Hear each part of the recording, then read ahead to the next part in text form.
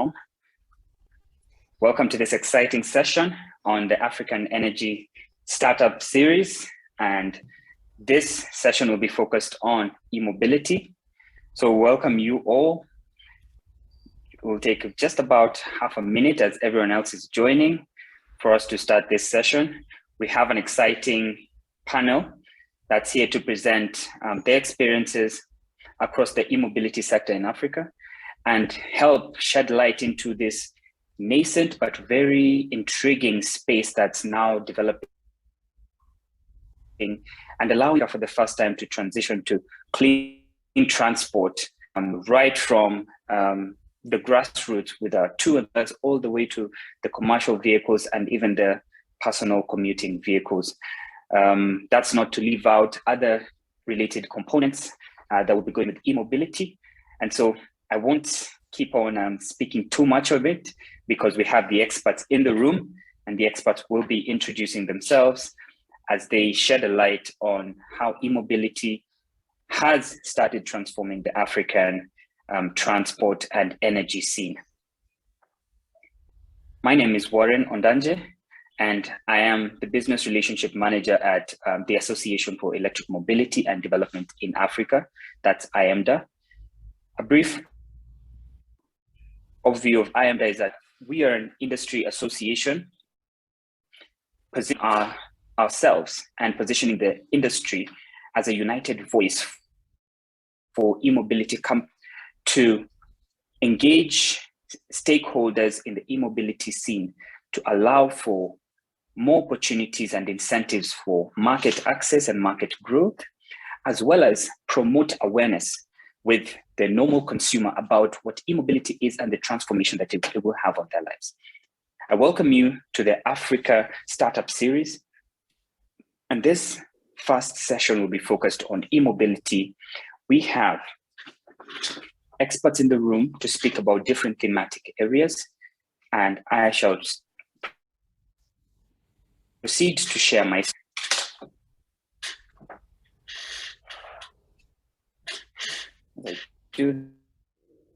Yes, it's coming, Warren, no problem. That's fine. Yes, perfect. So our first speaker will be Fiona Njagi, who's the head of communication at Untapped Global. She has packed 6 years of experience in the African startup scene, worked with Gebea, Nexus, Cowork, and Startup Grind Nairobi.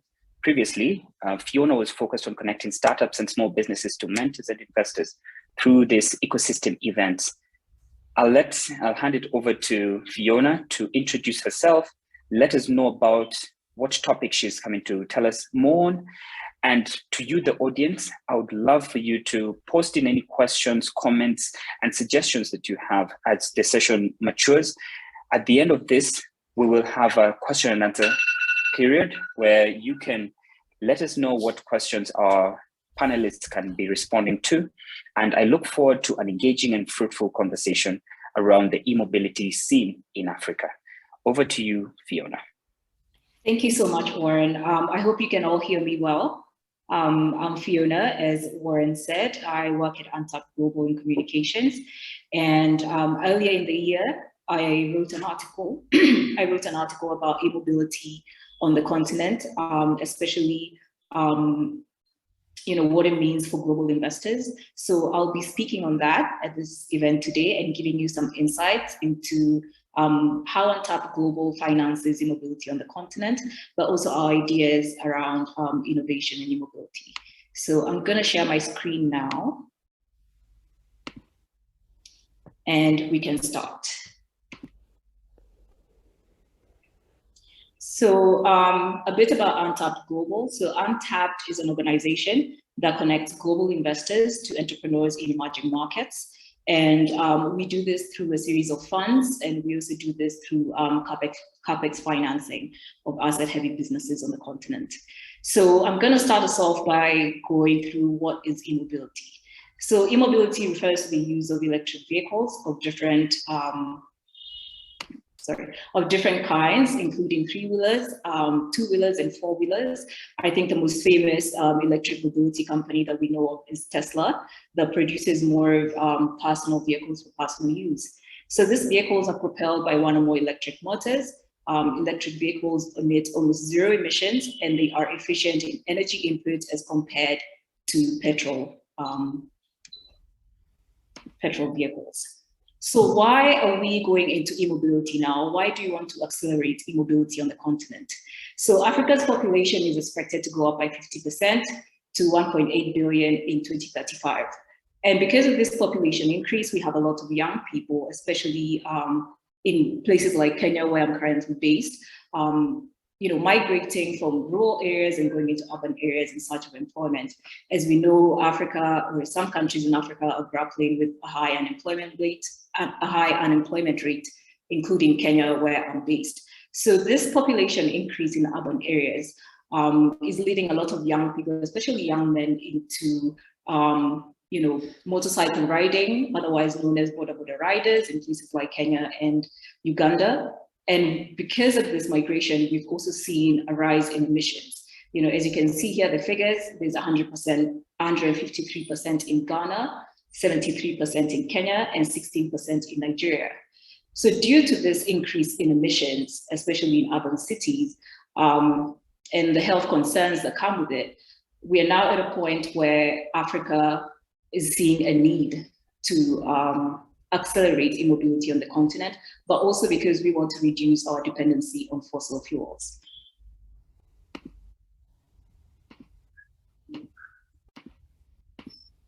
Sorry. Seems I just went all the way back into my slide, but we can pick up.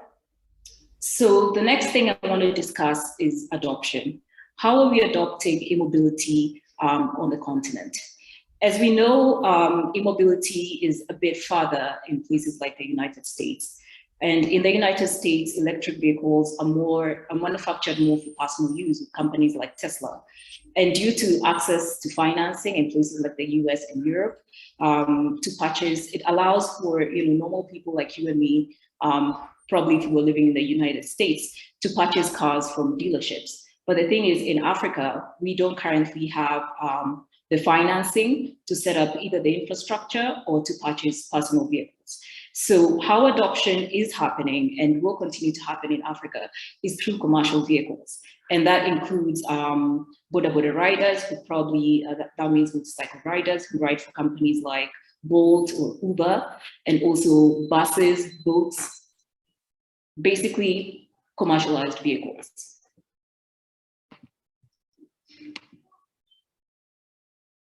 And this is just to give you a snapshot of some of the startups in Africa. We have companies like Flex Club in South Africa, Zembo in Uganda. We have Fika in Kenya, Solar Taxi in Ghana. So as you can see, the market is ripe, and we already have startups that are adopting to the market. And all the startups that you can see here produce and manufacture cars or electric vehicles for commercial use. Oh, my presentation is failing, but so we're going to move on to a case study with one of the companies that we finance at Untapped, and that is Zembo, which is a startup that offers electric motorcycles to boda riders and recharges the batteries at its solar swapping station. So how Zembo does it is pretty interesting, because as we know, the buy-in rate for electric vehicles or electric motorcycles is very high, which means that it makes adoption that much harder. So what Zembo does is that it works through a lease-to-own model, where motorcycle riders make weekly installments over a 2-year period. And that means that when a motorcycle rider is making those payments weekly over 2 years, they can then eventually own their motorcycle, as opposed to, right at the drop, here's a motorcycle, I'm going to buy it. That is not possible at the moment. So what are the gaps in mobility on the continent? So one, we have financing, and the other is infrastructure. As I mentioned, the buying cost is quite high currently because the industry is still quite young. And so a lot of riders or even personal users might not be able to purchase a motorcycle or an electric vehicle. So the secret is exactly what I explained with Zembo, is to package the cost to deliver low prices to a rider or driver efficiently. The other thing we need to do is set up infrastructure. And that means battery swapping stations like what Zembo has, and making sure that we have this solar powered or renewable energy powered stations all over the country. And so one of the advantages that areas like Africa has is off-grid energy, which could be a great way to power electric vehicles. As I mentioned here, in Kenya, 9 million households already have access to off-grid renewable energy. So our solution, as I mentioned, Untapped is a community and investment platform, and we facilitate investment in frontier markets or emerging markets by connecting local entrepreneurs to global investors. We do this through smart asset financing, as I said, in a series of funds. So smart asset financing allows Untapped investors, our global investors, to finance revenue generating assets like electric motorcycles through a network of partners and earn returns through a revenue share model. So one of the companies we work with is Flex Club, and this is just to show you how we utilize smart asset financing in the revenue share model with some of our partners like Flex Club or even Zembo in Uganda.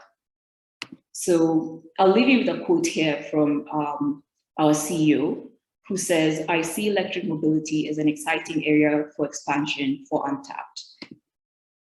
Because our kind of financing, smart asset financing, makes electric mobility affordable, and that's both for vehicles and charging infrastructure. As an investor, I see electric mobility in Africa as a question of when, not if.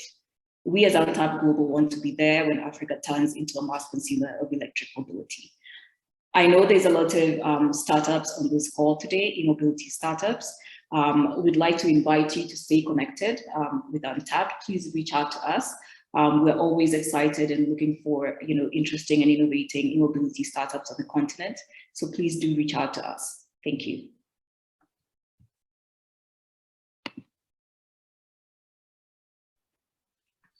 Thanks a lot for that, Fiona.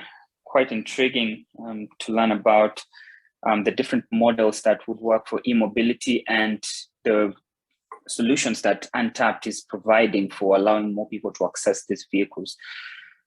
Please keep your questions rolling in, because at the end of this event, we shall have a Q&A session.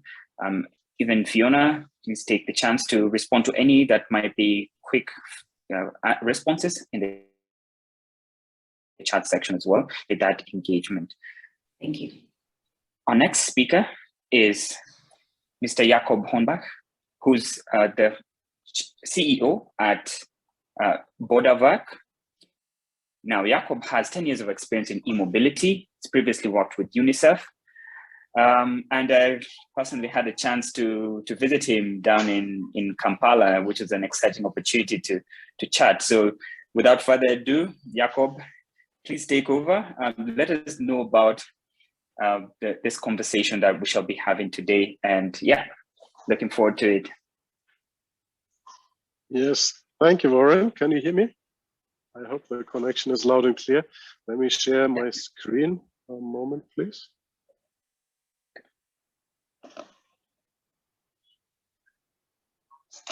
And we get started. I have to do it from the phone today because my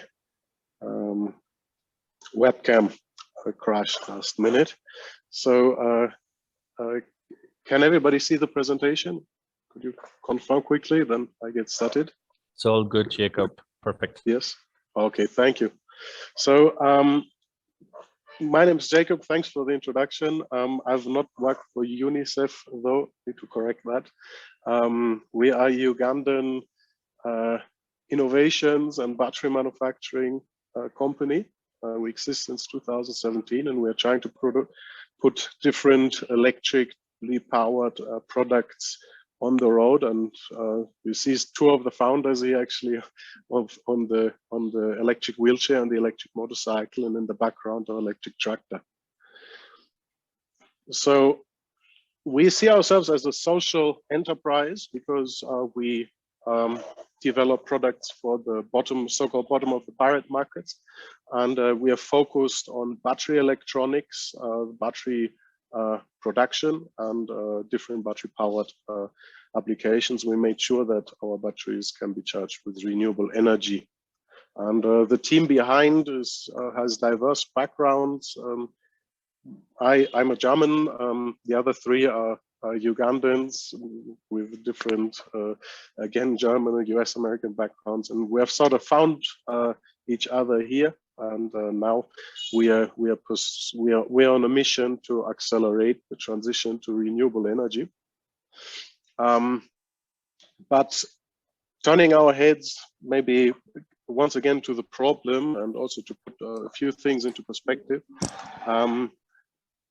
Different CO2 equivalents are displayed here. So one of the most common examples and a very big contributor is cook stoves, and there are already many companies involved in trying to solve that problem. And if we look at a cook stove and its emissions, and we give it a factor 1, then we can see here how, sorry for that.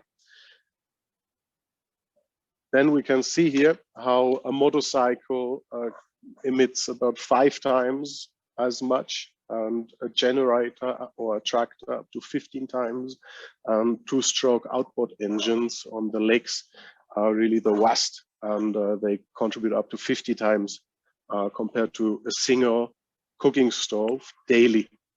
And to solve that problem, we have developed a battery that is that can be shared between different applications, and it powers a range of applications that we have developed or made EV compatible, so to say, or converted or retrofitted.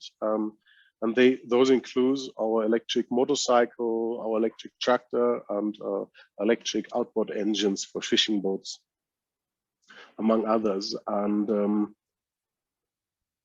the ecosystem that we envision is sort of a hybrid inverter solution that covers everything, or not only envision, but implement actually. So it's a hybrid inverter solution that is grid integrated, so it supports distributed grid ideas, and it is solar powered, it is IoT, it is battery powered, and it's powerful enough to actually run a generator. So, not run a generator, run the welding machine, so replace the generator. And behind all that is the battery that powers, it's not so easy from the phone, that powers the different applications. And we have developed battery electronics that allow that enable new business models. And simplified speaking, we have put internet in our battery and GPS. And starting with that, it allows us to give out the battery and any battery powered application or asset in an asset locked financing model, as M-Copa has invented it, pay as you go. And now that we already have the internet connection, we have added lots of sensors to, enable an IoT sensor network together with our software as a service that includes fleet management and just managing all those batteries. And this IoT capability of our battery allows us to implement circular economy around that battery and use it for more than only the first life, but also a second life. The battery enables shared economy, as you could see in the beginning, and it usually complements existing technologies. At least this is how we select and retrofit our applications. And circular economy is a nice term, but there's also some know-how, some skill to it. And this is why we do the local production. So this is not only for job creation and tax advantages, but it's really the enabler for circular economy, because that know-how, those skills enable maintenance, reuse, and recycling. And looking into a transition to renewable energy that is not powered or driven by donations, but by sensible business models. What we're looking at here is just simply greatly reduced total cost of operations. And for petrol technologies, those total costs of operations usually consists of fuel and oil maintenance, spare parts, and here are a few examples. And the TCO of the electric drivetrain is much less, as you can see above. The electric drivetrain is almost maintenance free, uses some energy, and even calculated with high electricity cost of electricity, you can see it's very much more cheaper. And the opportunity here in various business models and applications and across sectors is for companies, of course, to position themselves somewhere here in the middle and give some of the TCO savings to the customers and enjoy some of the TCO savings as profits of their business model. As Bodawerk, we are trying to solve this problem not only through a product, but also by touching on other aspects than just CO2 emissions. The products that I presented today present the livelihood, are the basis of the livelihood of a very, very large amount of the population, not only in Uganda, but in East Africa. And where in our current situations, we have more and more people trying to fish as they pollute the source of their livelihood, life below water with the outboard engines.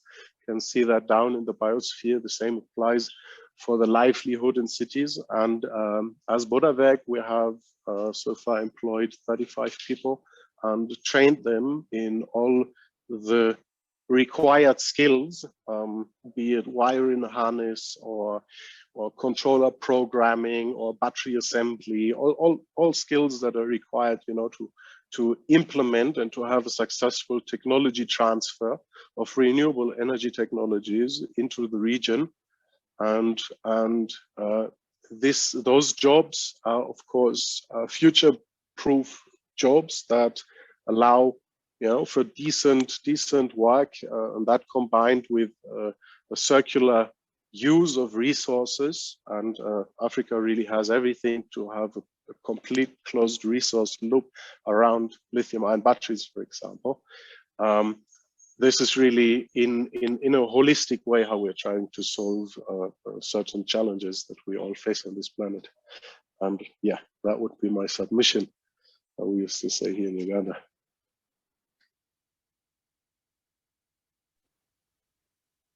Thanks a lot for that, Jakob.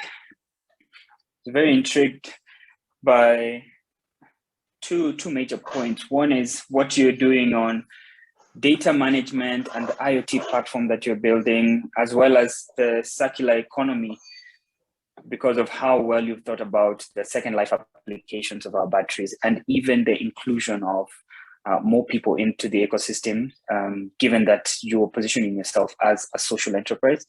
I'm sure there'll be lots of questions coming in to understand more about your business, as well as more about how you're solving these problems in Uganda, how you're probably rolling out your solution. So stick around and also help us answer some of those questions as they'll be posted in the chat section.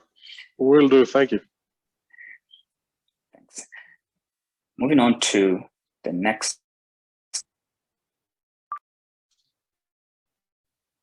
Our next speaker is none other than Jerry Ndaishimiye from Rwanda. He's the head of marketing and public relations at Safiride.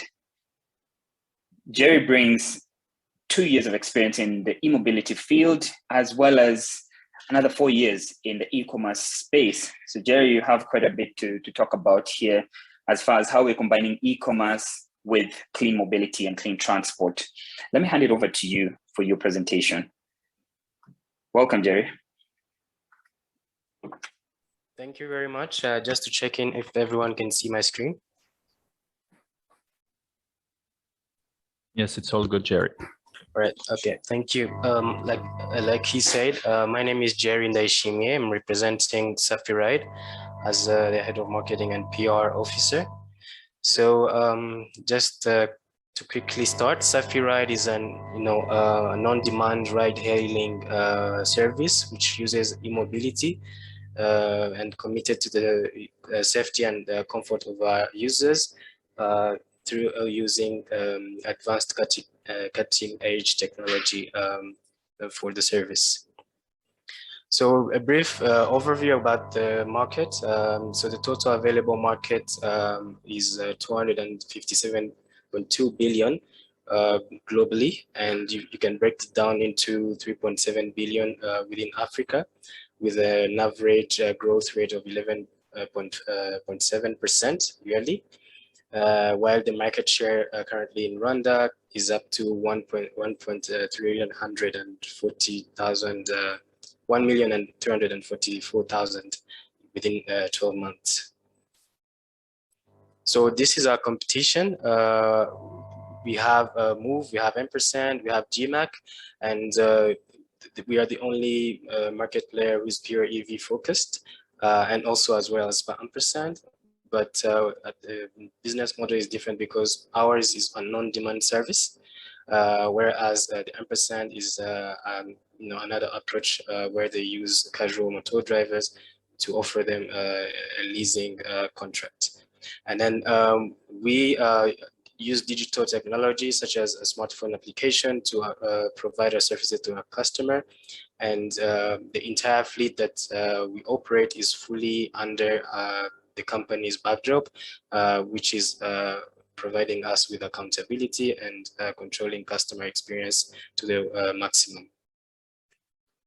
So this is a list of our products, the Safi bike, which now currently goes to 150 kilometers per single charge.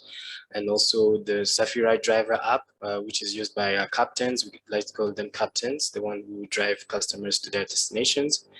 We also have the Safiride app where consumers can, just go log in and place their ride requests from their, pickup points to their destinations. We also have the Safi helmet that is available for all users who are using our services. So our business model is quite different. Like I said, the fleet is fully owned by the company, and the customer just needs to download the app, submits a request and ride to their destination and pay within the app. So we have different in-app solutions that can allow e-payment for the customer to be able to even share some riding fare to their colleague within the app as well. So and then this is the only medium available here in Rwanda that can also provide private and corporate customers rides, and also they can schedule rides to later dates as they wish. So this is the current market that we are looking at: cities, students, the current workforce in Rwanda, the general public, corporate offices where companies can actually sign up with a company, and we deal with everyday transport within their errands, daily errands. And we also have international agencies that join our services on a daily basis. This is the current area mapping for Rwanda. So we are currently kickstarting with Kigali and quickly branching to Musanze, Bugesera, Huye, Gisenyi to establish a network within the whole country, from the main capital Kigali to other secondary cities in the country. These are our key partners. We commend the government of Rwanda, which has supported this project for quite some time. We have incentives that is allowing us to reduce the end consumer price, where the charging cost is at industry level rated tariffs, which allows us to control the consumer price and beat the current transportation mediums on the market. So this is some of our gallery where we have, riding, coaching, captains. Like we said, the drivers are called captains. We are also priding ourselves in women empowerment, where we have like 40% of our fleet being women and fully trained and, graduated with us in terms of, offering our service to end consumers. And we also completely assemble every EV that we have locally, and this is also a workforce that is empowering women, so that we have young women joining into this predominantly male industry as a part of the Rwandan government agenda of promoting women. So this is one of the Safiride captain receiving a ride request and reaching to the customer and identifying if the customer is the right one who's selected the ride, and then from that point they go to their destination safely. So one of our success stories is that we don't currently use the swapping system. We use the public charging facility, which is also one of the arms that we have. So this is one of the charging stations that we have launched in Kigali recently, which is available to the public, that can accommodate 6 EVs at the same time, including cars, trucks, and also two-wheelers. And we've been able to, come up with other models that actually reduce the timing for charging, which is really crucial. And this is also going to help us in terms of reducing the range anxiety, because we are going to be able to branch out to secondary cities, like I mentioned earlier, and anyone with an EV operator in the country can actually consider, heading out of the city and coming back safely without having to worry about the battery being depleted. So we also have Safiride, which is an all-in-one eco-friendly product delivery and logistic technology company that handles every delivery in the ecosystem. And we also add on top of that by providing a B2B approach to it, whereby we've seen that the local market is suffering in terms of owning a fleet. So people who are considering coming up with e-commerce solutions face a very big challenge in terms of having a capital to actually operate a fleet. So they usually opt for casual motor drivers from the street, which offers less accountability and poor customer service control. So we solve that for them, where we provide our APIs to their platforms, and we handle their daily deliveries using our electric fleet of electric scooters, electric bikes, and electric vans, also quickly bringing in electric trucks for larger merchandise and bigger products as well. So thank you very much. That was it. And thank you all for this opportunity to talk about e-mobility. Jerry, thanks a lot for that presentation. It highlights the different applications for e-mobility and how you're bringing these software as a service solutions to enable better transportation for last mile delivery, mid-mile delivery. And it's interesting, the types of questions that are coming through our chat section. So ladies and gentlemen, if you're just joining in or you have been attending, this is the African Startup Series with a focus on e-mobility. You're free to contribute and introduce yourself in the chat section.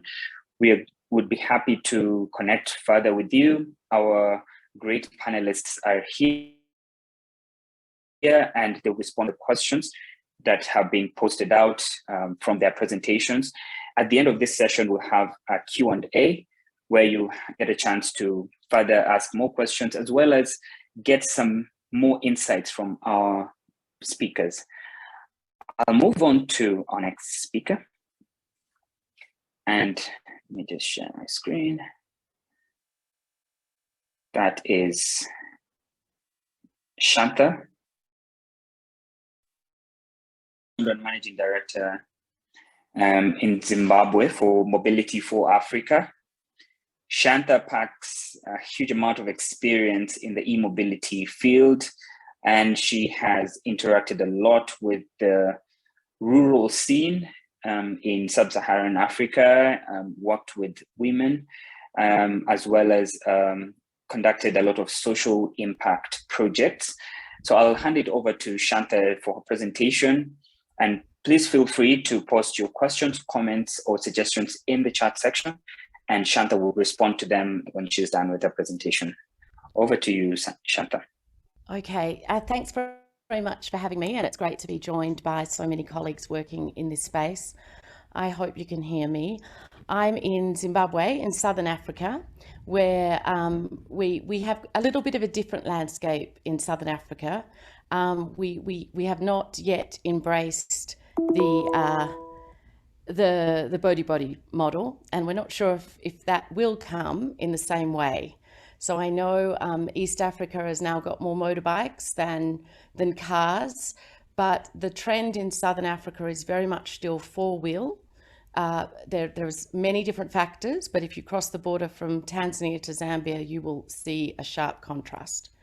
So just to sort of set the scene in Southern Africa, obviously, like most of the continent, it's still rural. So we are seeing increasing rates of urbanization, but I would still say that we can't ignore that 70% of the population live in rural areas. And so what we've been grappling with is how do we solve this problem? And when this problem means I'm coming from a sort of feminist perspective, but I think it's quite unacceptable that women are still carrying heavy loads and walking long distances, especially when we can send people to the moon. So we have been very much focused on how do we deal with the rural mobility crisis, as I call it, which means that a lot of people are left isolated from main roads. The figures aren't great, but the estimate is that 40% of Africans live at least 2 kilometers from a paved road. And the consequences of that are enormous. They affect pretty much every aspect of a community's life. Not just does it mean that, they don't get their produce to a place where it can be sold and get to a market, but it has huge social and economic costs on families. Increasingly, women die on the way to clinics. Kids don't get vaccinated. I met a girl on the weekend in Chipinge where we're working who walks an hour and a half every day to school, and the likelihood is that many of these kids will drop out. So we've been very much focused on rural. We entered the space with trying to solve this challenge. I think all of us who enter the space from mobility understand that the mobility is critical in rural and urban areas to economic development. And this is a slide we found which sort of indicates that it's an enabling factor to most SDG goals and critical to how economies work. In rural areas, the last mile mobility problem, not everything is going to be solved by solving the last mile mobility problem, but we do think that it will definitely give women more time, and it can address a lot of their physical burden, but also with that time, they can not only improve the quality of life for their families, but also turn it into economic return. And that's what we've been testing and trying to prove. Just to say that, so we've taken a tricycle off the shelf from China, and in the last 2 years we have been working very hard to adapt it and develop it for a rural community, rural roads, a rural energy, and what we've been using it as a battery swapping model. So essentially, we really don't think that rural Africa should be bypassed in this revolution. And what we know from South Asia, from both India and China, is that, there are many different types of models that you can use around shared mobility that can make this affordable, as well as what Bodawerk is doing around battery swapping. Just also, to me, having started in this journey nearly 3 years ago, people always say that battery storage and batteries are too expensive. And I know we've had a rush on the global market as every OEM converts and commits to converting their fleet and their vehicles. But I would say that battery costs can be affordable, especially if they're managed properly and as Johan said, can be used for a second life purpose. And rural areas do, I mean, I'm sitting in Zimbabwe. We're basically a dollarized country with a lot of US dollars, but we also have mobile money, M-Pesa type system with EcoCash. So even in rural areas, people have access to mobile payments. And of course, we haven't seen the same uptake in East Africa of mini grids, but we are seeing more and more investment in rural electrification and different types of ways to blend grid investment in rural towns and rural growth points with investing in solar mini grid installations. So let me tell you a little bit what we've been trying to do in the last 2 years. So we have been working on experimentation, not something investors always like to do, but we're part of building a new ecosystem. And I think that we have to be pushing for a lot more African R&D on many different levels, obviously on the technology front, but also on the types of business models that can work for the continent. We've done research, and on average, we know that 20 to 30% of household income is spent on some form of transport. And if you look at the aggregate in a rural community, you definitely have a model that can be sustainable and profitable. So we've been experimenting, obviously, with the battery swapping system. We've just designed our own bespoke battery after 2 years of experimentation, which is, we hope will tackle bad roads and long distances. The tricycles go slowly. These are not motorbikes. They go 20 to 30 kilometers, but they can carry 300 to 400 kg, which if you speak to any rural woman, that is a very useful amount. And we've been, have a rental model, a lease to purchase model. We have a mini Uber shed service, last mile service where the women get commissions for driving people. And we have a battery swapping system. We've also been exploring with different GPS modalities, and the battery will have a battery management system that will allow us to track the cycles. We believe in long lasting. So we're hoping that once the battery does its 4,000 cycles in a tricycle, it will be able to be used in battery storage. And we've just designed battery swapping charging system, so the storage and the batteries will all be integrated. So at the moment, we've been 2 years in one pilot site in Wedza with a fleet of 50. We're now in the process of moving and setting up a peri-urban site for another 50. And we're moving to a deep rural area east of Zimbabwe with dairy farmers, which will be much more hilly, but for 100 fleet, primarily being used in the dairy sector. We've also very much believe in job creation. So from the beginning, we set up a factory to assemble. We've made a lot of modifications to the tricycle. We have a lot more we'd like to make. We've been testing the battery swapping, the batteries, inventory management systems, GPS. As I said, we've been working this year with just a few Humbers in the dairy sector, where we'll be expanding next year. In terms of our business model, I mean, we have a number of different revenue streams that we're trying now to validate as we build our model. What was already mentioned is, I mean, EV is more expensive than combustible. We need people that understand the capex investment up front, and that is not always the case. We also need investors that understand that scale needs considerable investment if we're going to reach the potential demand, which is obviously huge. We're also very much looking at blended financing models.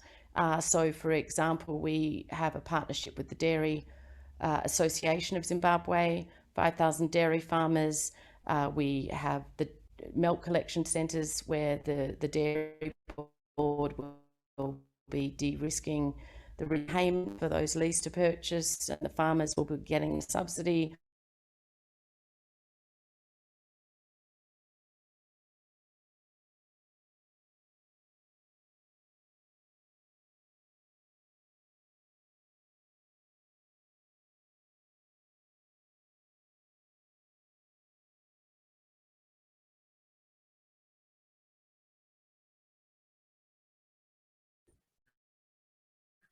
Warren, it looks like Shantha's connection is a bit slow right now. Yeah, I wonder if she has managed to join back, or shall we just proceed to the next speaker as we wait for her to log in? Okay, I see Shantha has left. And I'll allow her to join in as we go on to the next presenter. And once she's joined in, she can complete her presentation. But already I'm seeing lots of insights and applications for rural, for e-mobility in the rural areas. And this time with an interesting twist on the electric three-wheelers. Just really curious to see what sort of business models are working in that particular application, as well as some of the learnings that Shantha has managed to get over the period they've been deploying. Please feel free to add in any questions you might have in the chat section, so that when Shantha joins back, she can take note of them and we shall address them in the Q&A section. I'll go on to our last but not least speaker, Mr. Alex Makaliwa, who's the general manager at TryKe Kenya. Mr. Makaliwa has experience in the e-mobility field for 2 years. He's a great friend, a passionate mobility enthusiast, a passionate manager and champion for bringing clean transportation to Kenya and to Nairobi, where I've seen some of his work. So Alex, take it away. Really curious to see what's up for our learning today. So Alex Makaliwa, please go ahead with your presentation. Thank you very much, Ryan. Can I confirm that everyone can hear me? Yes, it's all good, Alex. Good stuff. So could you also see my screen? All good, yeah. Yeah. Perfect. So as Warren has mentioned, my name is Alex, and I'm very fortunate to lead a fantastic startup out of Nairobi called Solar E-Cycles. However, we're soon rebranding to TryKe and started using the new name. So like Shantha has mentioned, the central vision to TryKe is as follows. That one, we have millions upon millions, 600 million plus people who do not have access to electricity on our continent. Shantha has made the point that for such communities, these rural off-grid communities, it's also their reality that the means of mobility is not that developed either. So you either have a single motorcycle, which is often very heavily loaded. There's probably a very small number of them who perform certain mobility tasks within the community, but generally mobility is quite unreliable. The most people have to head load, and accessing the mobility solutions that are there can be both unreliable and quite expensive. And this is what we're seeking to find a solution for. Now, before I get to describe what we're doing, maybe generally we can try and highlight some of the things that make our solution like ours quite timely. We have PV modules that are year on year reducing in price. Shantha also made the point about battery costs. The technology is getting a lot more financially accessible, and also there's a lot of innovation around business models that is making such technology available to the communities who would benefit significantly from them. The market is also huge in terms of the number of people who are informally employed, both in the rural setup and even in the urban setup. And I think Fiona earlier was making the point of how the border industry is very attractive for young people who are leaving, who are just getting into the job market. And lastly, we know how pay-go technology has made such technology, again, once very financially accessible to these people who are targeted and will be so widely impacted by a solution like ours. So I'd like to quickly describe what we're building at TryKe, and that is a light electric solar powered tricycle. We like to make reference to it as a solar home system on wheels. But before that, perhaps I'd like to make the assertion that you see the future of electricity or energy access would have to be, one, decarbonized, which is clear from what we're trying to do. Two, it would have to be decentralized, and a lot of speakers have mentioned mini grids, microgrids, nanogrids, and so on. And third, it would have to be digitalized. I think for these communities who live in very rural off-grid setups, even a mini grid is not that accessible to them, because you would size a mini grid not too far away from where a grid is. So you can see how such communities would really be the last people to be reached by access to electricity. Second, it's important to have such technology digitalized. We've spoken about pay-go technology, and I think a lot of people, Bodawerk perhaps are most advanced in this, have discussed asset management for their batteries, and we're trying to produce a similar product for the tricycle. So have it digitalized, measure particular KPIs from the tricycle, understand where people go, pinpoint the areas of interest or places of interest, but most importantly, this is a tool to try and get us to understand the reliability of our tricycle.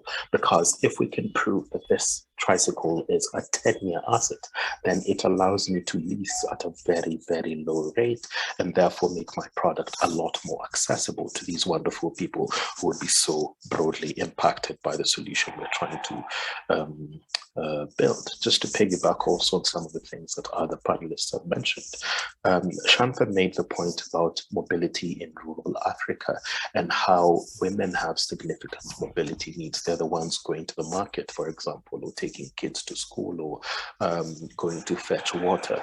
And one of the important feedbacks we received was, we initially had a conventional bicycle frame that had a top tube, and we adopted the removal of this top tube, again, to have a frame that was easily usable by both genders. So hence why our tricycle features a step-through frame. But other than that, we design and fabricate the frame of the tricycle locally. We also build our batteries locally from second-hand cells from second-hand cells that have been recovered for initial primary use. And with that, we're able to provide about 1.6 kilowatt hours of energy, and once more, not purely for mobility, but also further productive use. So through an inverter, you can access about 240 volts AC. However, if you have a DC component, you can plug that in directly. So ours is a solution that tries to tackle mobility, tries to tackle access to electricity, particularly in a way that allows people to have productive use of this access and develop their own personal household community income streams.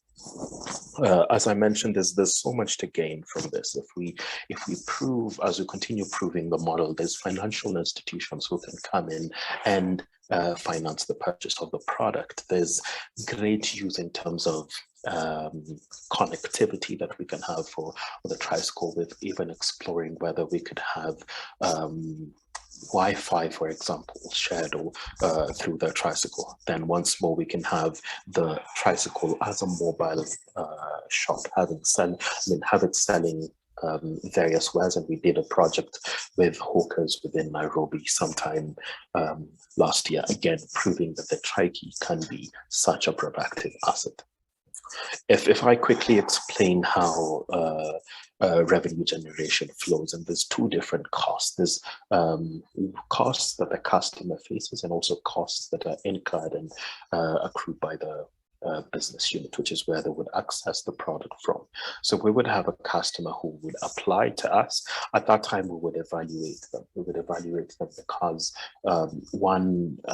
and again, I think Safiride mentioned the same thing, that it's important to maintain the customer experience and make sure that we're giving our we're giving our customers the most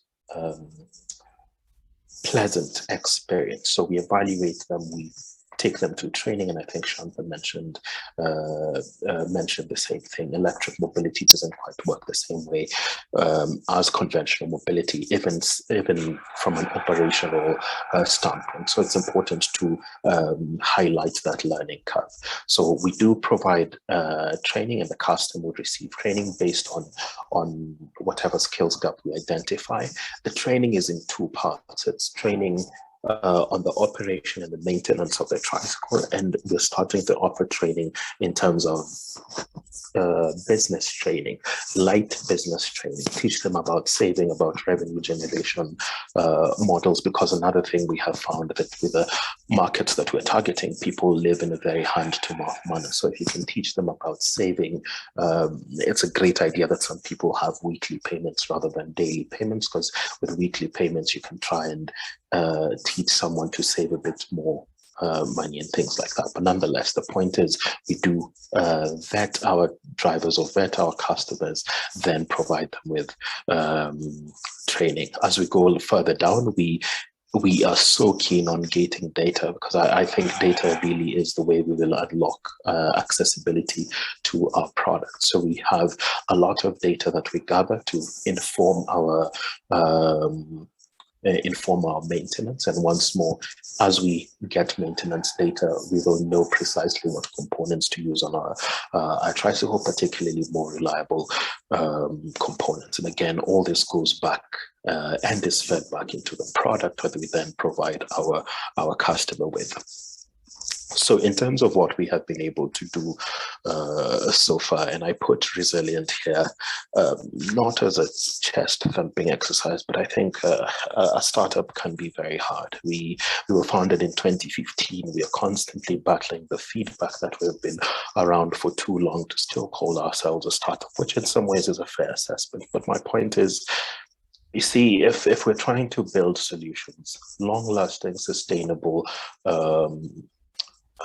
and sustainable, not sustainable in every way, including financially sustainable, then that takes so much investment. And I think Shantha mentioned the same when she was discussing research and development. So we're here, we're learning. Serving rural off-grid Africa is a difficult space to serve, but we're learning and we're building products that really, really do have impact.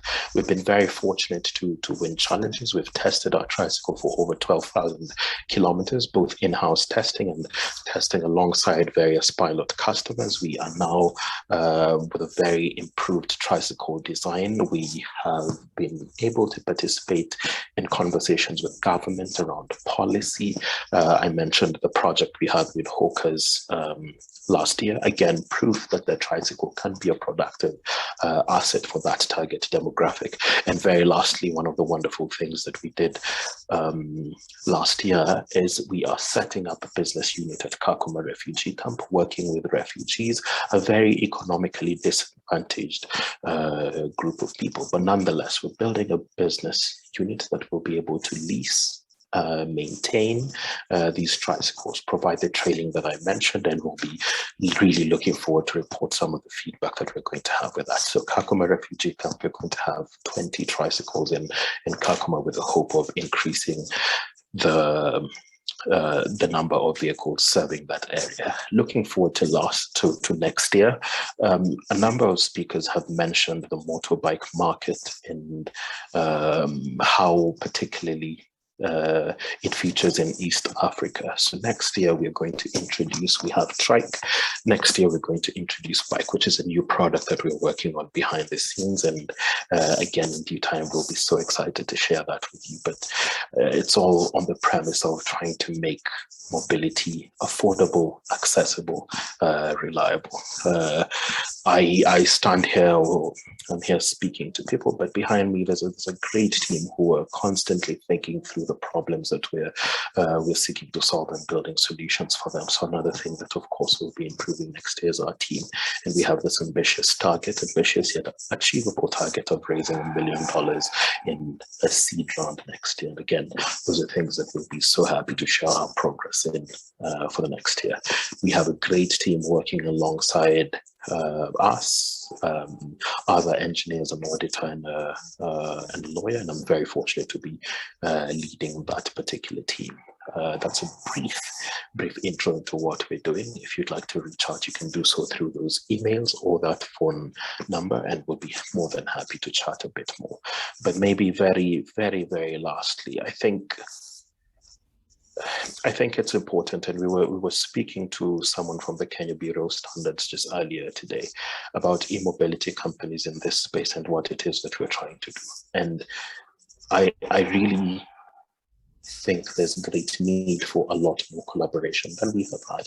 A lot of people are talking, but we need to talk to each other a lot more, and perhaps view this as we need to make sure that the industry grows rather than our own individual companies, because those two things are hand in hand. And I'm very grateful to be speaking alongside other people who are trying to make progress in the same area. But I would love to have a lot more conversation so that this cannot be a more mass market agenda. But with that, once more, thank you very much for your time and for listening to me, and more than happy to take any questions you may have for us. Thanks a lot. Thank you. Thanks for that, Alex. Today, I think rather than seeing e-mobility companies as competitors, we have to see ourselves as collaborators, because our biggest competitor is not ourselves, but the ecosystem around fossil fuels and the emission-driven vehicles that are being brought secondhand into the continent. So you raised an important point around collaboration, and we shall speak about that in the panel session after this. I'd like to hand it over back to Shantha. Shantha, welcome back, for you to carry on with the presentation as more questions roll in. Over to you. Thank you. Sorry about that disruption. Just to say, I pretty much finished my slides, so I won't jinx myself again. But maybe just a final point, echoing what you were saying, Warren. We've been working in Zim on the e-mobility policy, and it's been a really eye-opening experience, because essentially what we know is most countries, especially urban and rural, we have a transport problem in the continent. We have congested roads, too many second-hand vehicles for our roads, not enough good public transport, expensive transport, not safe or comfortable for the user, unreliable. I mean, so essentially we have some big challenges to solve when we look at transport as a sector. And we're at a very exciting time around the world where it's not just thinking about e-mobility as, can an individual now buy a Tesla? It is an opportunity to reframe and have a serious conversation about how we introduce better mass transport, how we deal with shared transport, how we introduce last mile transport. It opens a whole new potential, because we're not going to be dependent on fossil fuels. We're not going to be dependent on expensive imported petrol and the power that comes with that, the forex that gets eaten in most of our economies buying fossil fuels. And we've got sun, we've got a huge investment going on in renewable energy. We just now need to make the linkages between the silos of sort of the energy generation conversation and energy usage conversation. And so I think we're at a really exciting juncture where, as an industry and sector, we need to sort of push to bring people together to have that aha moment and go, oh my gosh, why can't we do this? And the multi-purpose batteries, energy storage, all these factors, the engineering and the science is there. You know, there's plenty of great brains on this continent. So I just hope that we don't miss this opportunity and don't become a dumping ground for the second-hand vehicles that the rest of the world will be wanting to give to us soon enough. So just a final thought.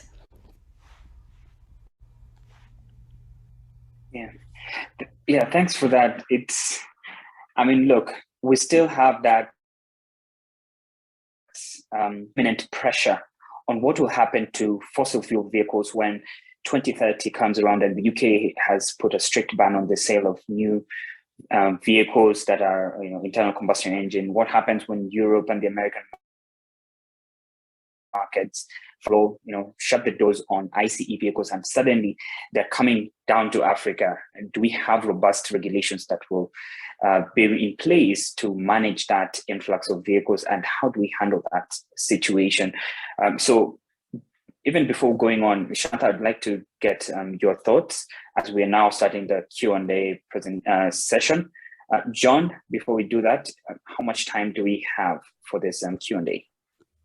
We have time for all the good questions and all the great answers that we will be receiving. So don't worry, we have about 25 minutes, maybe even a little bit more. Okay, no problem. So, and I'd like to welcome all of you panelists into this session. Starting with you, Shantha, what are some of these recommendations or the big action points that would make the most impact for local adoption of electric vehicles? What are some of these actions that can be taken both at a government level and even maybe at a corporate level towards allowing more entry of EVs? So Warren, obviously that's a huge question. From our experience in Zim trying to get the policy framework in place, and not to go specifically to Zim, but I think this is common in a number of different countries. We don't have a regulatory framework at the moment. We don't even, I mean, in this country, cars and vehicles are still registered by weight. So we don't even properly have a centralized integrated system to look at what sort of vehicle types we have. So then we've now got to reform that. We've got to recategorize and include EV, but we've also got to think about, in the transport sector, if you look and ask most people who have a license, what are the barriers to getting a driver's license? What are the barriers to getting a vehicle registered? They're usually cumbersome. They usually involve paying someone, and they usually involve, they don't involve women often. There are huge barriers to most women. They also do not reflect urban and rural reality. So one of the things we've been saying on the policy level is please nuance off-road rural. Don't introduce the same regulations as you want to have in a capital city, because you will create far too many barriers for entry, and the people that need the mobility solutions won't be able to get them. I think there needs to be a mode of flexibility, but what we've also struggled with in the policy work is, once again, you've got the Ministry of Energy talking one language, and then you've got the Ministry of Transport, and then you've got local government who deal with roads, and rural roads and investment. So it's not an easy space. We need allies, and we need some political advocates. We need some real leaders, loud and supporting this cause. Because I think, and I'm so excited, there's so many great startups on the continent, but we need some heavy hitters. And at the moment, I think, I mean, it's interesting, South Africa in the last 3 months has been every OEM that's introducing EVs finally, whether it be Audi or BMW are introducing their new fleets of EV. They're all promoting their green agenda with that. But we can't just be reactionary to the OEMs. We need to create our own advocates that have a much stronger vested interest in public transport. My final thought is that we have to get governments and the private sector to take risks and experiment, pilot. Because if you get good pilots off the ground and you demonstrate the impact, then you make the case. So we've got to stop talking abstractly and just say, let's get a bus fleet out. Let's test it. Let's test the three-wheeler tricycle. And I mean, that's what all of us on this call are doing. But I think we don't have time to wait. We don't want to be sitting here in 10 years with 50 small pilots and small startups. We've got too much to do in this continent. So I sometimes worry that unless we get some heavy hitters on our side who are willing to take risks and invest the serious hard working capital needed, then we're all just going to be plodding along for too long. I think that's a critical point.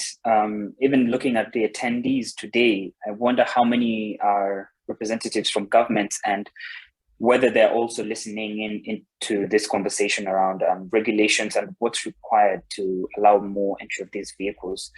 And I'd like to just shift over to the other side of how this has already started being implemented. That's in Rwanda, where Jerry is coming from. And Jerry, what has been your experience with the application of these regulations? Is it making a difference to even what the consumer is paying at the end, how quickly you're able to get products into the country, get them registered, get them rolled out? What's been your experience been like when regulations are being proactively developed and applied? Yes, thank you very much. I would like to first of all commend what Shantha was saying. We definitely need that right now.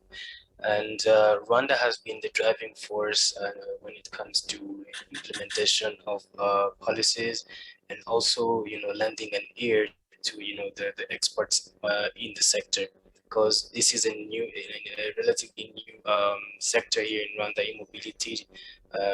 One of our projects that we also operate is called GuruRide, which is a micro mobility. So there's not that many of implemented policies or measures that was on the market. So what we do is sit back with the government, and come up with feasible measures or policies, and they're always open into implementation. For example, right now every EV operator in the country is enjoying zero VAT on importation when bringing in assets, and also on top of that, the electricity charge is charged at industry rated tariffs, whereby we're now able to reduce either the charging cost or even the transport fare of the end consumer by 50 to 70%. So a quick way you can also understand this is, like, we've done research and we've seen that any casual motor drivers using a combustion engine two-wheeler here uses $5 for fuel on a daily basis and earns across 15,000 by the end of the day.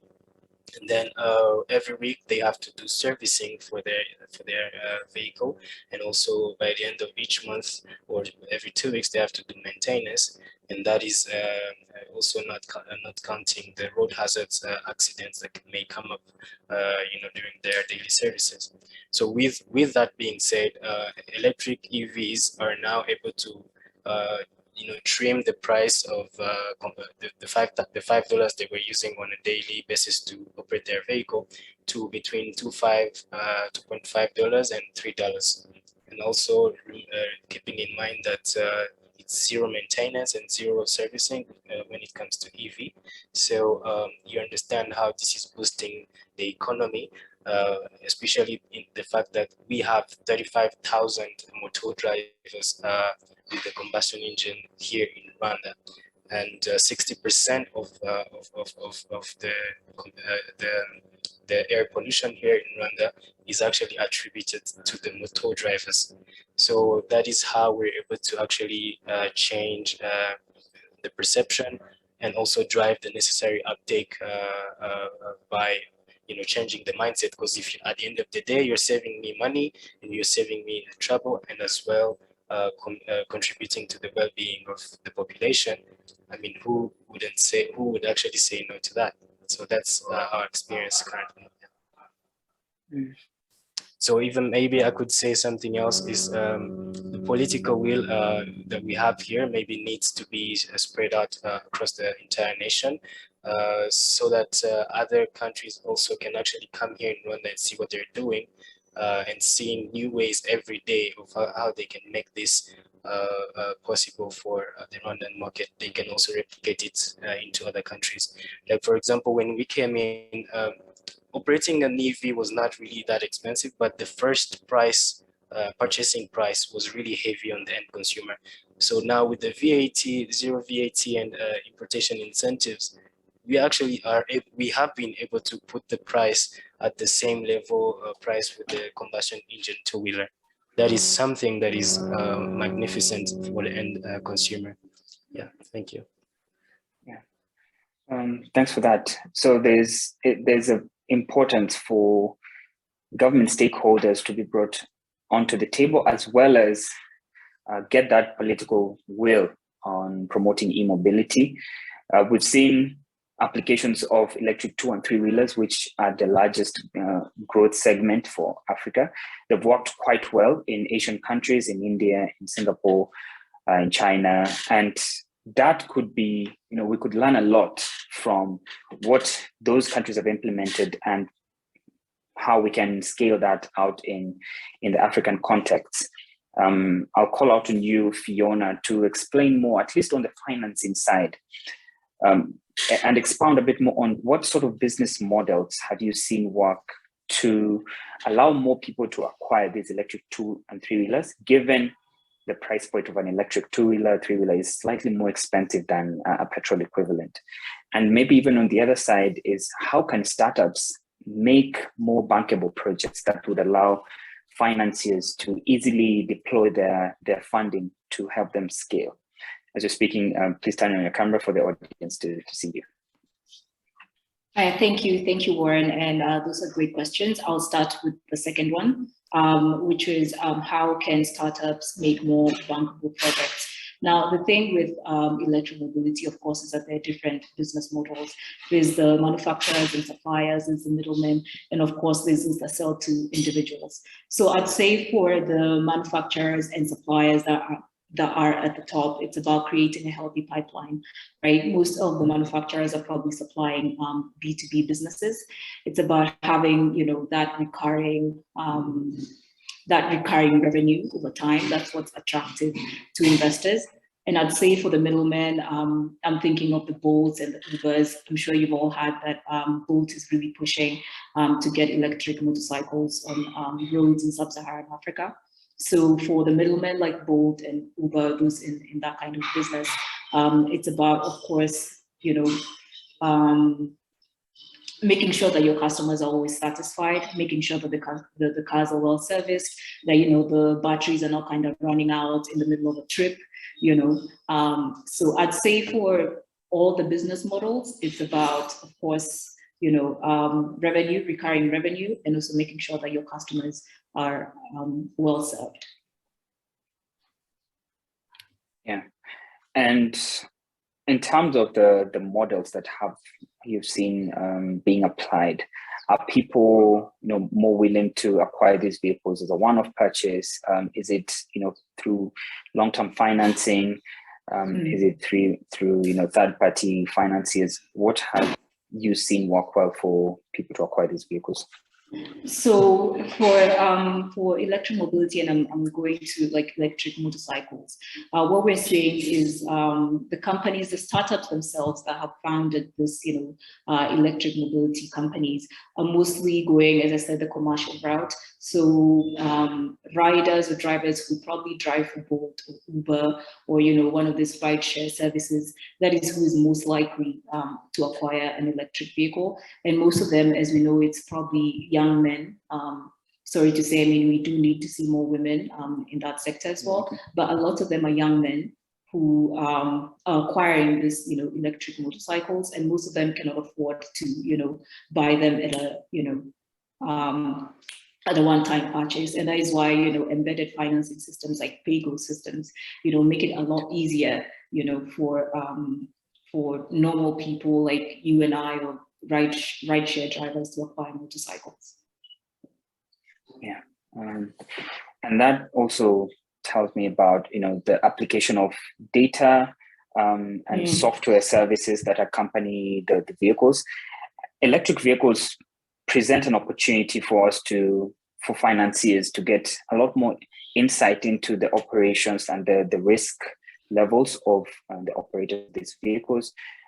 Something that Bodawerk is also pioneering around having this integrated platform for not just building an electric vehicle, but also building the data platform behind it that would allow financing.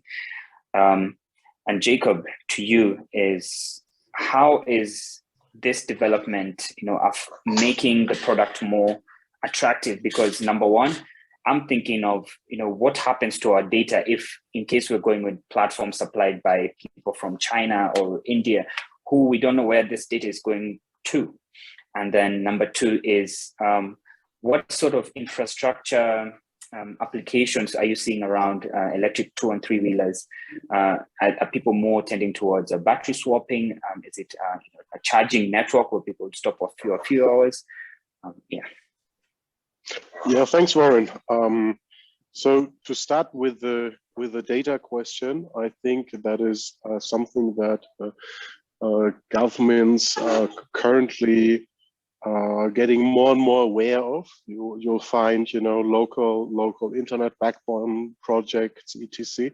And on the global stage, we're also seeing it. If the US bans some Huawei 5G equipment, for example, this all comes down to communication channels and the data that is generated there and flows there. So yeah, even that is let me say, green space for policy making. And I personally would advocate for policies that advocate for local servers, local hosting, or proprietary cloud solutions. Also, it's a question we have to ask ourselves. Now, data also has great potential. So one thing we have been working on, and especially towards cost reduction.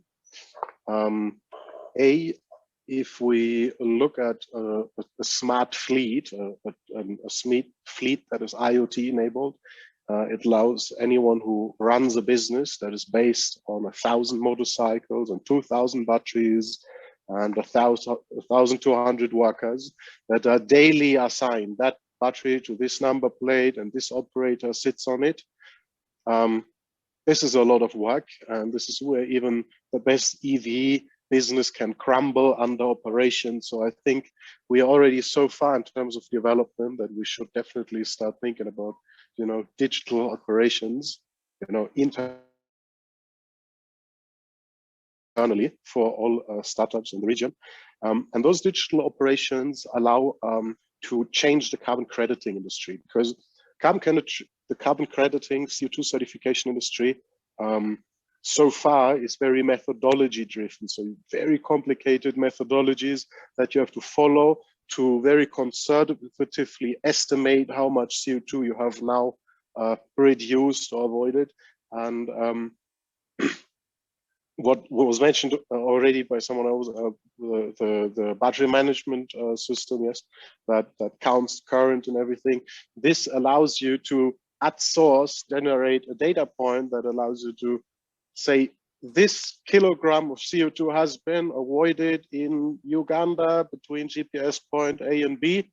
Over that distance, there was a Boda rider who drove 30 kilometers there. And being able to trace, for example, and data on IoT and all that stuff is something that allows for that. Being able to generate that data and allows us, for example, to leverage carbon credit markets that we're seeing in California, for example, or in Europe. And the carbon price has jumped up again. Is now, I think, at around 70 euros a ton. It's a voluntary market, but I mean, there are people who pay 70 euros for a virtual ton of avoided carbon. And this can, just give you an example, for a motorcycle can translate at 70 euros to about 700 euros over lifetime savings at the current carbon price. And this is pretty much the price of the motorcycle without a battery. And to answer the last question, swap stations and how are we doing it? I think the great thing about e-mobility is that large battery that comes with whatever it is that you have in future, be it an electric motorcycle, tractor, tuk-tuk, fishing boat. And I believe that e-mobility is, really drive rural electrification. Also backup systems and so on and so on. So I think the swap stations are very important, but I think they're complementary to a mass market whereby everybody ideally is at least able to charge their battery at home or charge it on a solar panel. Because if you look at the conventional fuel station business, you'll find very large areas in which there's no fuel station. You find fuel is sold in plastic bottles, and that is an economic calculation behind that. The transport volume, the fuel consumption is not, it's not big enough in that area to justify a whole fuel station with manager and so on and so on. So, but if we apply that thinking, then those areas will not profit from the battery that electric motorcycle comes with. So all that's lacking for a villager, if he has the electric motorcycles, 2 solar panels and a battery that can charge directly from it. And he's done that, and a little inverter, and he has his solar home system. So, but it's still needed, it's still important, it's still an enabler. So I think we need both. We need swap station, we need fast charging stations for 4-wheelers, for buses, and we need to make it possible that individuals also own their batteries and use that in a multi-use approach.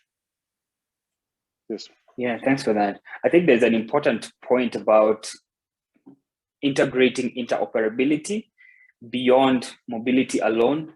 You've raised the point of, agriculture, solar home systems, and these are critical points that even e-mobility companies should now look to collaborate with agri-tech companies, renewable energy companies, towards making batteries more usable and providing demand for even the solar panels that could be in a school, in a community center.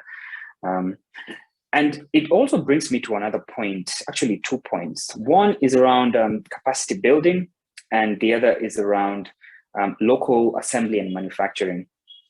We'll start with capacity building, and I'll ask Alex and even you, Jerry, to share your thoughts around what's been that experience of teaching, of building capacity in your team, as well as raising awareness or training your customers to understand more about the product.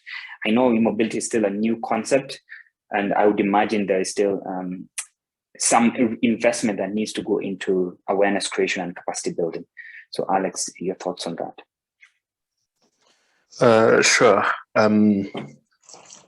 Capacity building has been, I think for me, a very important lesson. I would classify myself as a bit of a perfectionist. So in terms of the team initially, I really struggled to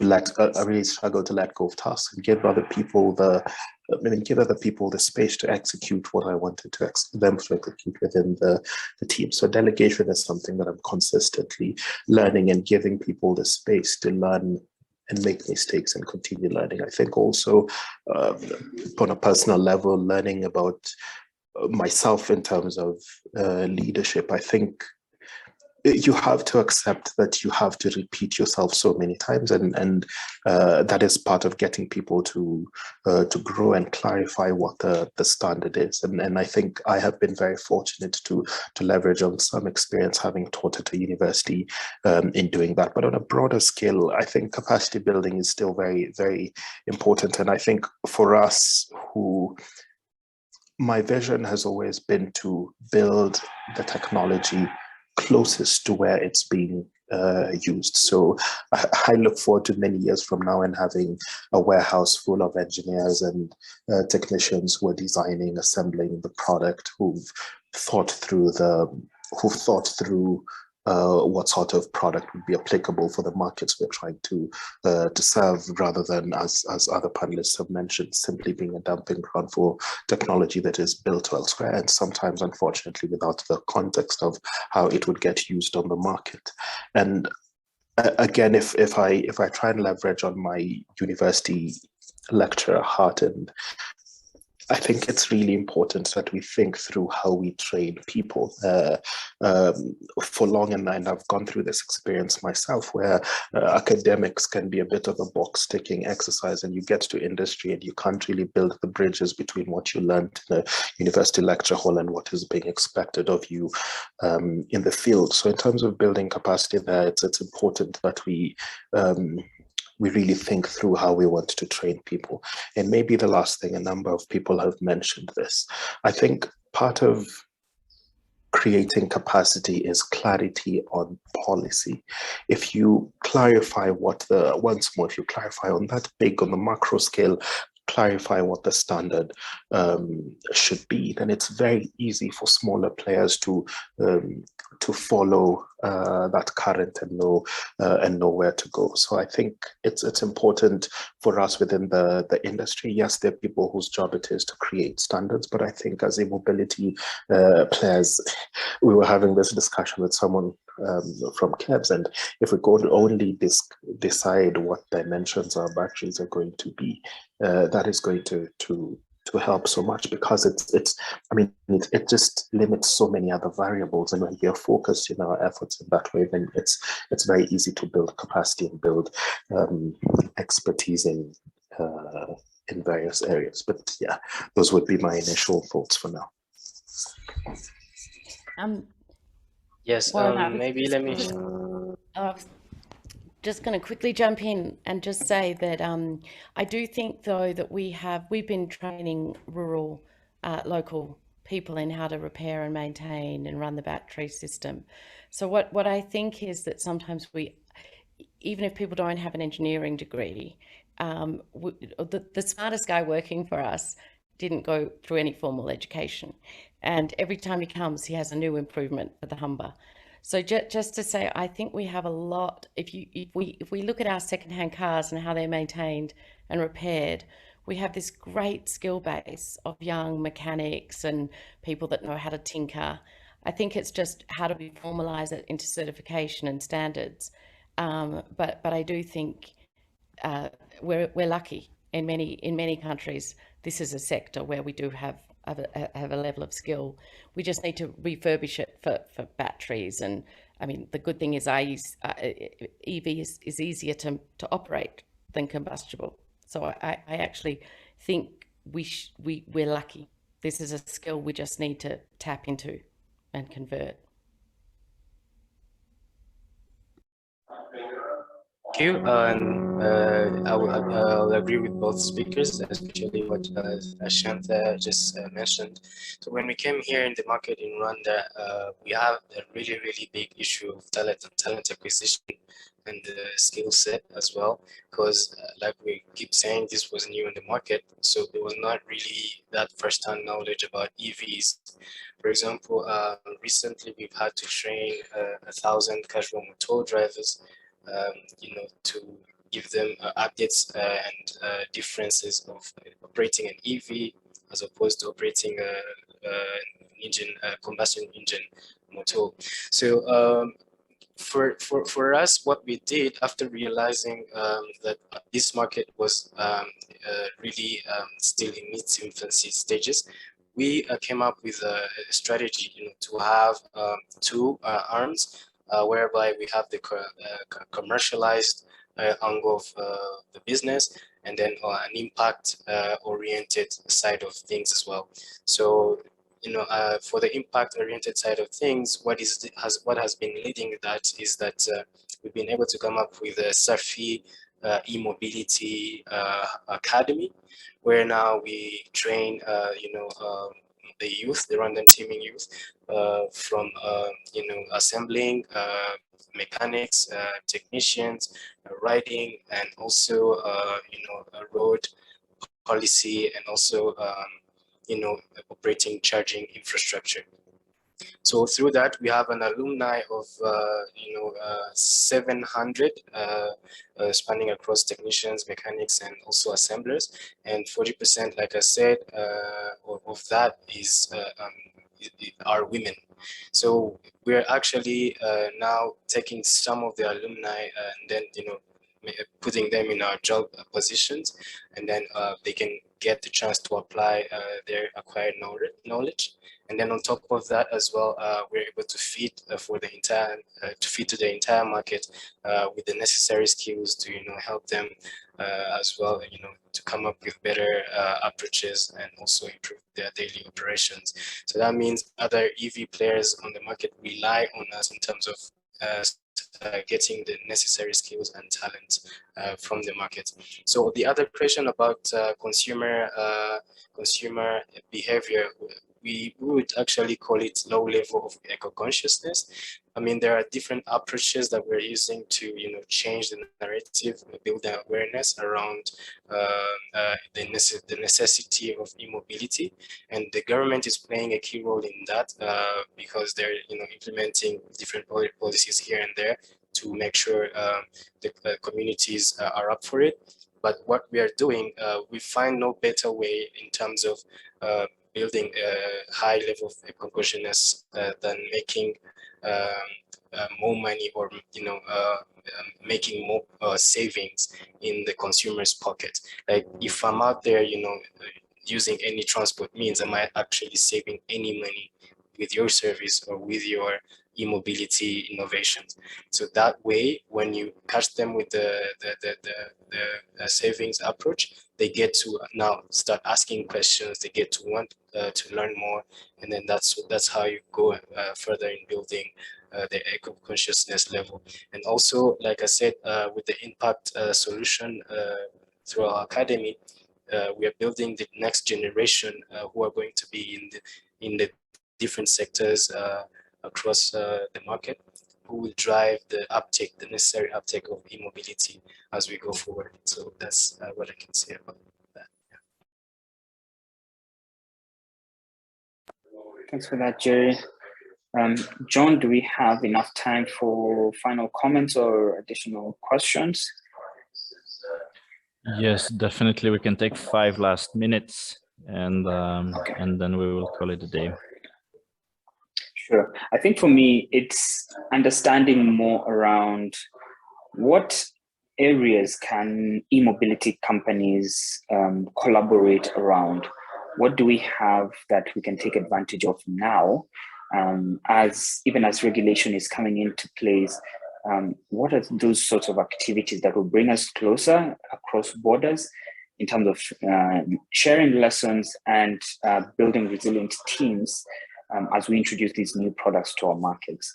So I'll start with you, Shantha, then I'll go around for everyone's final comments on at least their key takeaways and areas that they believe would be good for further collaboration. Oh, sorry, I've got my hand up. I will lower my hand.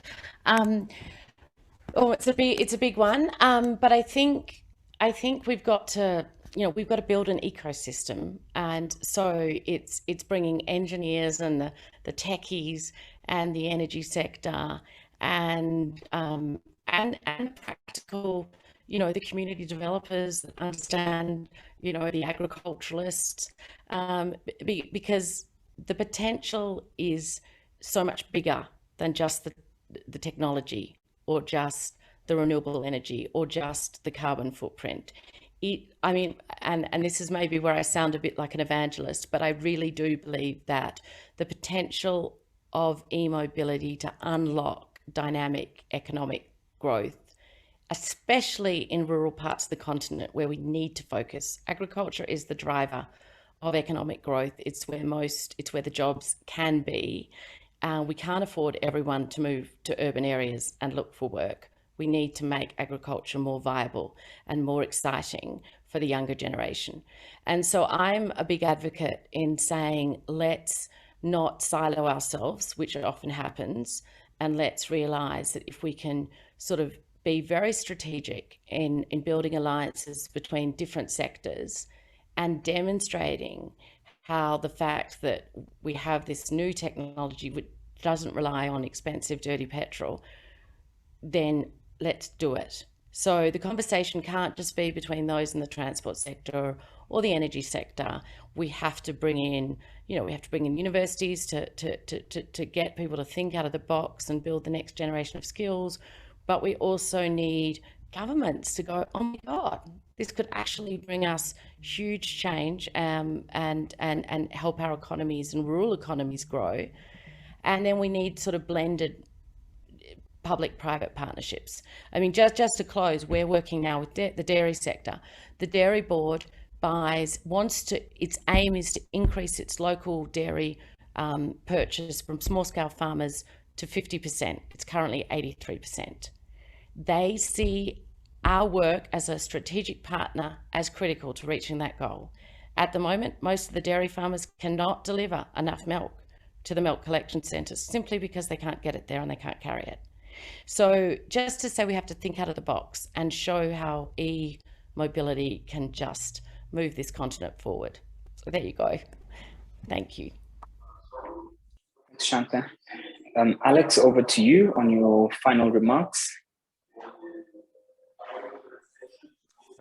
Sure. I'd hate to say I agree with everyone, but I really do agree with everyone who's given the last comments. I think there's a lot of space for us to collaborate. I would love to invite so many people to be part of this conversation, because I think also Shantha has mentioned, what we're doing here is only valuable if it's not just what a group of startup founders and a targeted audience think, but what really the masses think we should do in terms of the transport, the mobility systems we want, not just in our individual countries or communities or towns, but indeed across the continent. So yes, collaboration, collaboration, collaboration.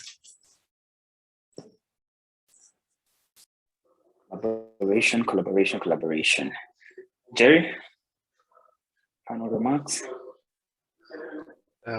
Yes, thank you very much. Final remarks would be continuous political will and lending an eye to the e-mobility operators, especially that they are the one with the knowledge necessary to actually drive this to the next level. And number two is we need continental data that also are decentralized in local manners that can actually help us study different angles of the market, to actually be able to make informed decisions and actually, make sure that we actually bring something tangible to the community. Like, for example, being more impact oriented and then using that impact strategy to commercialize your business. Get people to save money, get people to get jobs, reduce unemployment rates, and you will eventually get there. The last would be always getting out of our comfort zone to go and learn where this has been successfully implemented, why has it been a success, and what is it that we can actually take and replicate in our own communities to actually help what our business goals and impact goals for the next generation. Thank you.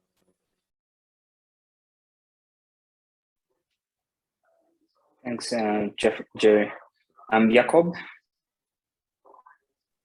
final thoughts? Yes, thanks. So I also agree with collaboration, because I don't think we should have to reinvent the wheel in 54 African countries, and everybody goes through the same, 2 years of tricycle improvement that Shantha went through. But I also believe collaboration requires focus, focus on a specific part of the value chain. And right now it seems a little bit to me, at least, for example, in the Kenyan market, there seem to be about 15 e-mobility startups that are all trying to sell the same green motorcycle. And this, of course, it's hard to collaborate if you do the same thing. So I think focus is an important thing. We have focused now on battery electronics, so the BMS and the battery production to supply here the local Uganda, maybe Sub-Saharan East African market. And also happy to collaborate. And what Shantha said about out of the box thinking is equally important. The tricycle is already a battery on wheels, and we are talking about farmers having that milk problem. So just dropping a fridge on that thing that, where you can pour the milk and get it back is such a synergy. It is, you do aggregation for the end user, you do transportation for the farmer, you get a market, and it doesn't cost you more than a fridge. And because you have already, paid for the tuk-tuk and its battery, and the fridge doesn't consume so much.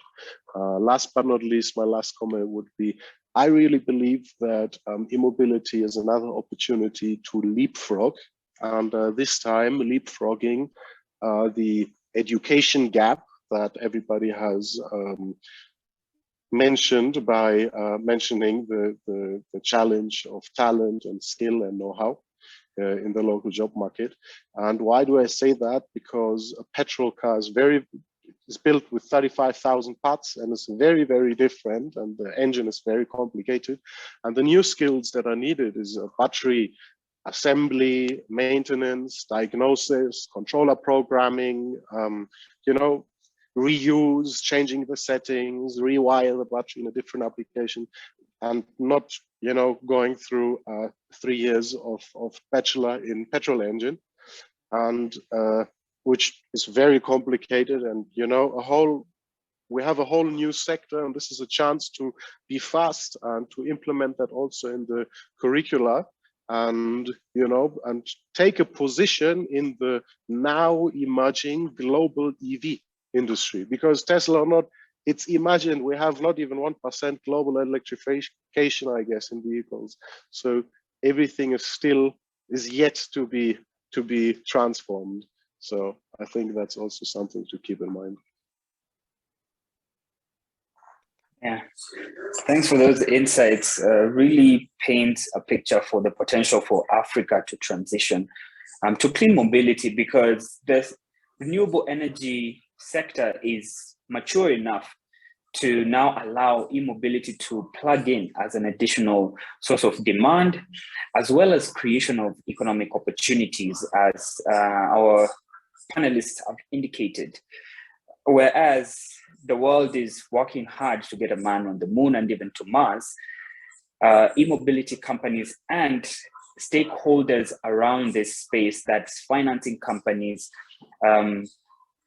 environmental companies, agriculture companies, fintechs, have an important role to ensure that mobility also comes to the African common person, to allow them to also access the marketplace, to access the medical center, to access the mosque, and anywhere that they need to move to. We have an important role to play as e-mobility companies and related stakeholders in availing this innovative out-of-the-box thinking, where today that person who has a renewable energy installation can use the same battery to power their houses, to power their tricycle, and go to work with it. So these are some of the learnings that we can collaborate on instead of starting from scratch, as everyone has indicated. So with that, I would like to now close up the meeting and just indicate that from the renewable energy sector, the 3 Ds that enable the industry to mature have been the aspects of decarbonization, decentralization, and digitization. And the same opportunities could be applied to mobility, where decarbonization could go with pairing mobility with renewables. Decentralization could go with the availability of internet and financial solution. And finally, digitization is here thanks to mobile tech that's being developed, as well as IoT that will enable digital products to be centered, to be put around e-mobility, to make it more accessible for the market, and to also create high quality jobs for everyday Africans. The capacity is here with us, and the professionals just need to be more aware of what other skills they can patch on what they already have, to become more supportive of this e-mobility sector. The final message is for multi-sectoral collaborations. And whether you're watching us and you have a background in environment, in transport, in agriculture, in finance, in manufacturing, in government regulation, e-mobility is here to unite all these sectors into one space. So with that, I thank you all for your time. For those questions that have not been responded to, our back-end team will take them down and share them with our panelists, and our panelists will respond to them. So thank you, and over to you, John. Thank you so much, Warren. And I mean, it's been an amazing session. Nothing more to add, except for sharing a big thank you with a few individuals, because today was really like a massive teamwork. First of all, I would like to thank Leoncie for organizing all this. She's been working relentlessly over the past few weeks to organize this, and she's done an amazing job. Thanks also to our panelists today for accepting the invitation and for sharing about all the great work they've been doing. A big thank you to you, Warren, for accepting the invitation to moderate, and you've done a great job.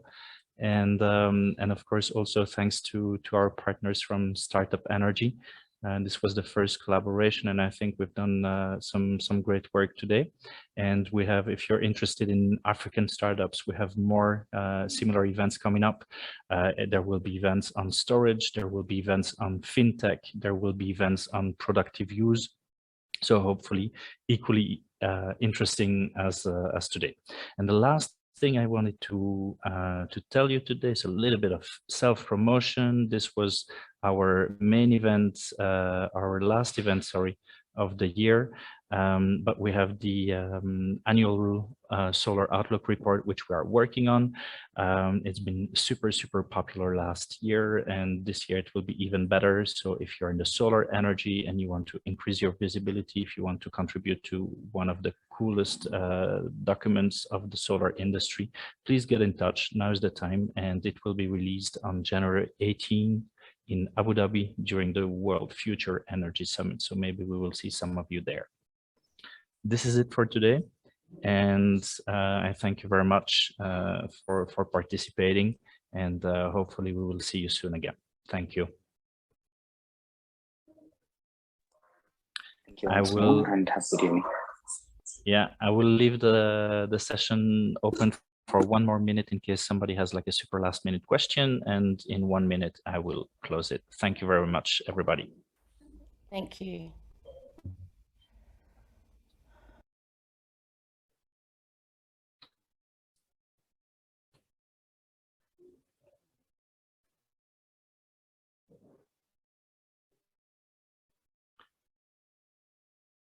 So for the questions about the slides and the recording, if you've done sessions like this, you might know that it takes quite a lot of time to process the video. So we will do our best to share the video with you today, along with the slides, along with the chat, with the contact details of people who have shared their details. And then also we will share all the questions that we did not get a chance to address. We will share these with our panelists today. So whenever there is a question that was addressed to them, they will make sure to follow up with you if you were the one submitting the question.